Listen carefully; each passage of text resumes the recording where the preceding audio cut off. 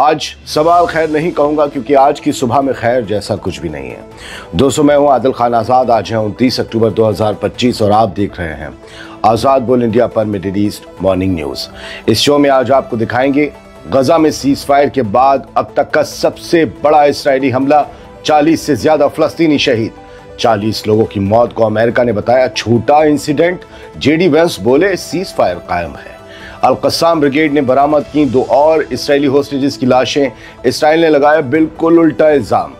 Colombia के सदर petro का दावा, CIA, DEA और मोसाद कर रही मुझे जेल भेजने की साजिश। क्या फलस्तीन की हिमायत बनी वजह? और ईरान से आया बयान, दुश्मन से कहा होश का मंजन करो वरना तोड़ देंगे दांत। शुरुआत करते हैं इस शो की बुरी खबर से। सीज फायर के बाद इसराइल ने गजा पर अब तक का सबसे बड़ा हमला किया है और ये लगभग जंग के वापस शुरू होने का अलार्म जैसा है, जैसे कि हमने कल आपको इशारा दे ही दिया था। गजा पट्टी में इस्राएली फौज ने मंगल की रात हर डायरेक्शन से हमला बोला और ताज़ा आंकड़ों के मुताबिक 40 से ज़्यादा फलस्तीनी शहीद हो चुके हैं। गजा सिटी और शुमाली इलाकों में 18, सेंट्रल गजा में 17, जबकि जनूबी गजा के हिस्सों में 7 लोगों की जान गई है। सुबह 8 बजे तक जबकि मैं बात कर रहा हूं, तब तक की यही फिगर्स हैं। इसके बाद और लोगों की रिपोर्ट्स शायद आ सकती हैं। कल रात छपे अखबारों में शहीदों की ये तादाद 30 तक ही थी और इसके बाद वो लोग सो गए, लेकिन हम आपको लेटेस्ट अपडेट दे रहे हैं। 40 से ज़्यादा लोग, 43-45 लोग शहीद हो चुके हैं। सीज फायर के बावजूद लगातार जारी इस्राएली हमले अब पूरे गजा को फिर से जंग के मैदान में बदल रहे हैं। पूरे गजा में कोहराम और मातम पसरा है। कहीं कहीं बच्चों, औरतों और बुजुर्गों समेत पूरी की पूरी फैमिलीज कल रात ही शहीद कर दी गई। उस वक्त सब एक टेंस सुकून में सो रहे थे। एक टेंस सुकून था, बहुत टेंशन में था, लेकिन सुकून था। इसराइल का दावा है कि हमास ने पहले उसके फौजियों पर हमला करके सीज फायर तोड़ा, तब हमने ये हमले किए। लेकिन गजा से मिल रही तस्वीरें बताते हैं कि हमला पूरे इलाके में तबाही का ऐलान बन चुका है और इसराइल अपनी वहशत में मजलूमों का खून बहाने से बाज नहीं आ रहा। हमने कल ही कहा था कि नेतन्याहू ने इमरजेंसी मीटिंग बुलाई है। नेतन्याहू कल कोर्ट में भी पेश हुआ था और उसके मिनिस्टर्स ने कल हमास को मिटाने के लिए जोर भी डाला था। हमने आपको सबसे पहले इशारा देने की कोशिश की थी कि अब से कुछ घंटों के अंदर गजा पर बड़े हमले हो सकते हैं और देर रात वही हुआ भी। शायद अमन कायम रखने के लिए की गई हमारी आपकी दुआएं काम नहीं आईं। जंग वापस शुरू हुई या नहीं हुई यह आज शाम तक क्लियर हो जाएगा, लेकिन हमले बेतहाशा बढ़े थे। इससे मुतालिक कुछ और खबरें हम आगे भी आपको बताएंगे, लेकिन कुछ और बयानात और हैपनिंग्स जान लीजिए। गजा में 40 से ज्यादा लोगों का कत्ल कर दिया गया और अमेरिका कहता है सीज फायर जारी है। ये कैसा सीज फायर है जिसमें कोई फायरिंग सीज नहीं हो रही? गजा में इस्राएली बमबारी से 40 से ज्यादा फलस्तीनी मारे गए, मगर अमेरिका के वाइस प्रेसिडेंट उपराष्ट्रपति जेडी वेंस ने बड़ी ही यूं कहिए कि अजीब चौंकाने वाला बयान दिया। कहा सीज फायर अब भी कायम है।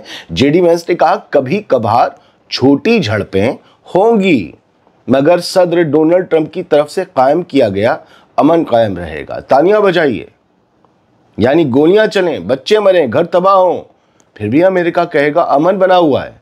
वेंस के लिए 40 से ज्यादा लोगों की शहादत में छोटी सी झड़पें हैं, यह सबसे कमाल की बात है। इस बीच इसराइल और हमास दोनों ने एक दूसरे पर सीज फायर तोड़ने के इल्जाम लगाए हैं।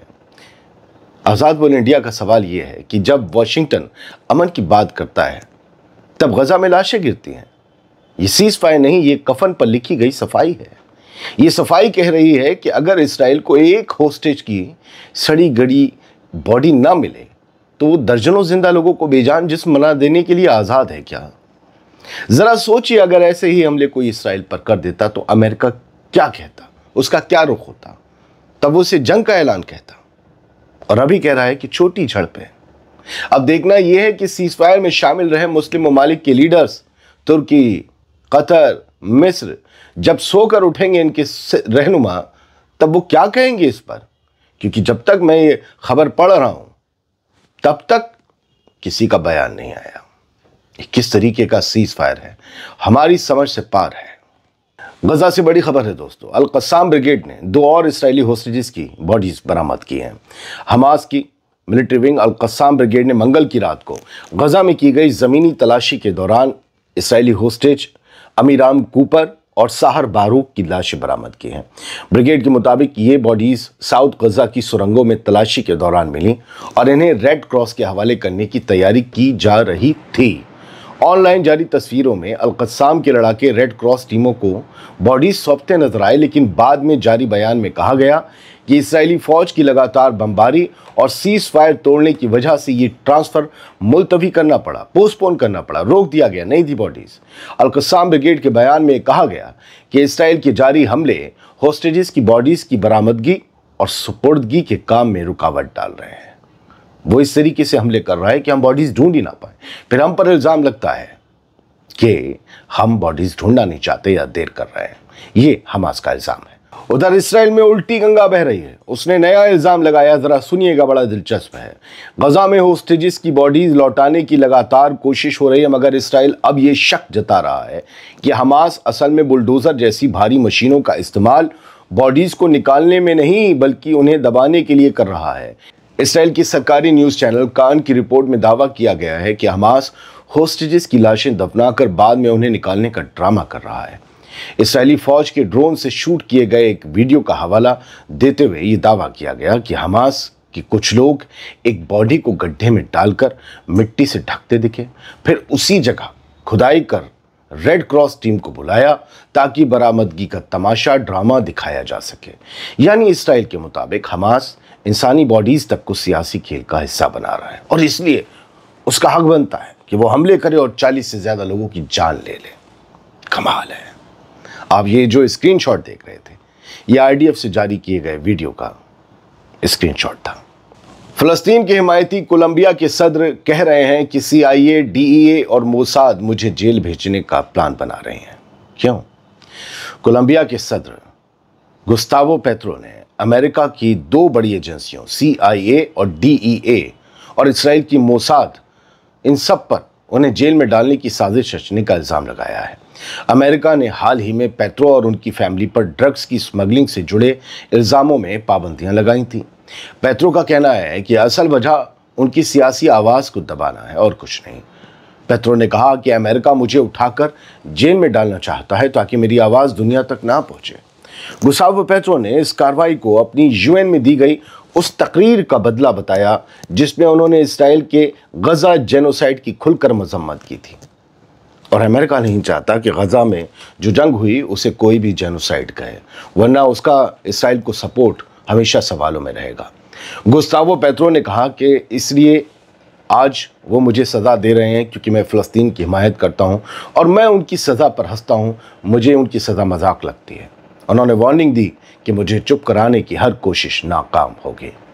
बहुत से लोगों की शिकायत है कि मेरी आवाज़ उन तक सही से नहीं पहुँच रही। तो भैया 5 दिन हो चुके हैं आवाज़ बैठे हुए, बड़ी हिम्मत करके जब आप तक 5 बजे से सुबह उठे हुए हैं, अब जाकर आपको दे पा रहे हैं गरारे किए वो वगैरह। अब ज़रा कुछ और ख़बरें सुन लीजिए। अभी जो मेरे पास ब्रेकिंग आई है उसके हिसाब से अमेरिका ने कहा है कि इसराइल के पास राइट टू रिटेलिएट है, मतलब कार्रवाई करने का या जवाब देने का पूरा हक है, उसे हक है और वो जवाब दे सकता है। यानी फ़लस्तीनियों का जो खून है, अगर वो 40 का है या 400 का, तो वो अमेरिका की नज़र में जायज़ है। ये समझ लेना चाहिए कि मुसलमानों का खून कितना सस्ता है, चाहे वो इराक़ में बहे, चाहे सीरिया में, चाहे फ़लस्तीन में। बच्चे औरतें, छोटे छोटे बच्चे, इनका क्या गुनाह था? ये अल-कस्साम ब्रिगेड के फाइटर हैं। क्या इन्होंने सीज फायर वायलेट किया था? कोई तो बेशर्म आदमी इस पर जवाब दे सकता है? नहीं। कुछ न्यूज़ नेटवर्क ने बताया, जो आप शरारा सा देख रहे हैं, एक चिंगारियां सी उड़ती हुई देख रहे हैं, ये स्ट्राइक आज सुबह शहर में हुई है। और कुछ न्यूज़ नेटवर्क ने बताया, one of the Israeli air strikes on the Gaza city hit the ministry of finance building.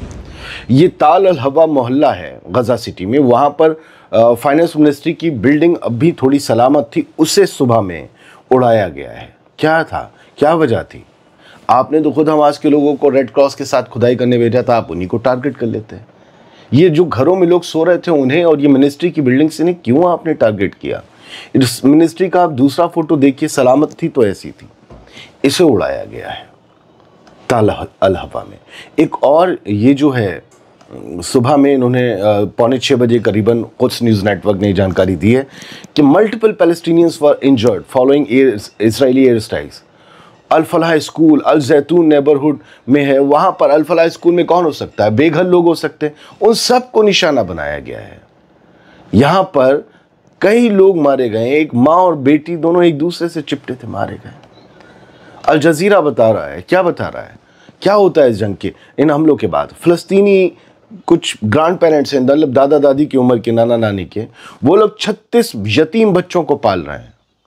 इनमें कुछ अपने खानदान के हो सकते हैं, दूसरों के अपने ही खानदान के होंगे।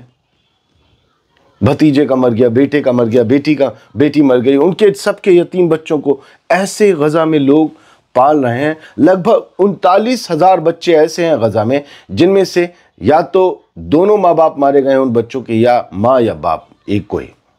ये हालत है गजा की। ईरान की अब एक खबर ले लेते हैं। ईरान के वाइस प्रेसिडेंट हैं, उन्होंने सीधी वार्निंग दी है दुश्मनों को, कहा है कि होश का मंजन करो वरना ये दांत तोड़ देंगे जो तुम हमें दिखाने की कोशिश कर रहे हो। ईरान के फर्स्ट वाइस प्रेसिडेंट, मतलब वहाँ फर्स्ट सेकंड ये वाला चक्कर है, फर्स्ट वाइस प्रेसिडेंट जो है वो मोहम्मद रज़ा आरिफ हैं। उन्होंने अपने दुश्मनों को एडवाइस दी है, मशवरा दिया है कि दोबारा हम पर कोई हमला करने की कोशिश मत करना, ये गुस्ताखी तुम्हें भारी नहीं पड़ेगी बल्कि भाड़ कर देगी। We are sure that if the enemies have a bit of reason, they won't dare to plan a new attack on the Islamic Republic of Iran।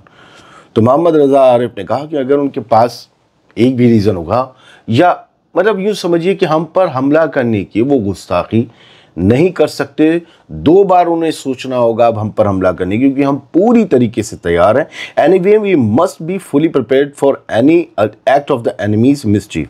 और दुश्मन की किसी भी हिमाकत से निपटने के लिए हमें तैयार भी रहना होगा। उन्होंने आगे कहा भी कि 12 दिन की जंग में जो है हमने झोड़ के मारा, लेकिन उसके बाद भी अब ईरान फिर से ताकतवर हो चुका है, अपनी मिलिट्री ताकत कुव्वत में उसने इजाफा किया है।